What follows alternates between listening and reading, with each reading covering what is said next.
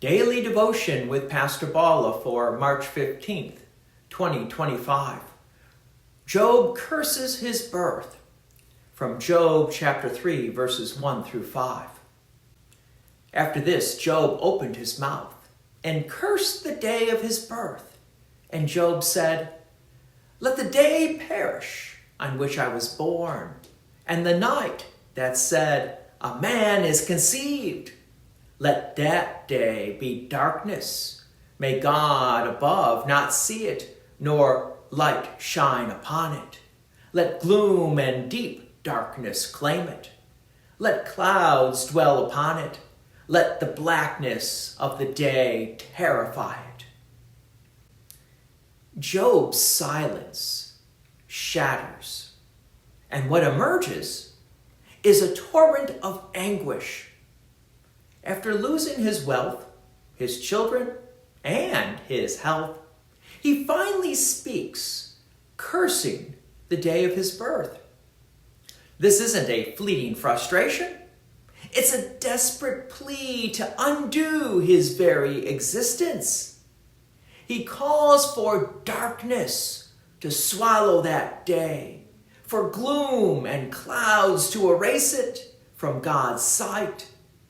His words are stark, poetic, and heavy with pain, reflecting a man who feels life itself has turned against him.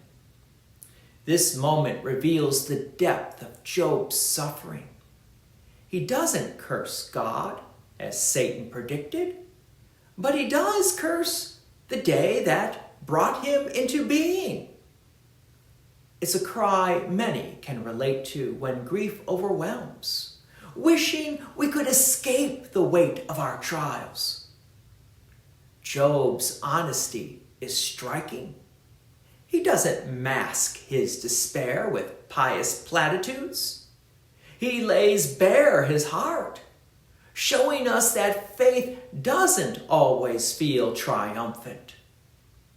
Sometimes it wrestles in the dark, grappling with questions too big to answer. Yet, even in this outcry, Job's words point beyond himself. He appeals to God's power over creation, asking him to shroud that day in blackness.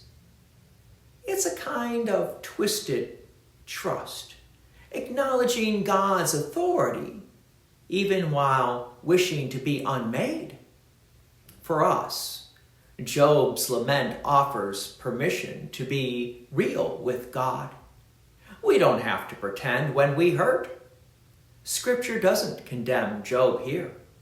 It records his voice, reminding us that God hears us, even in our lowest moments. Job's curse also sets the stage for what is to come.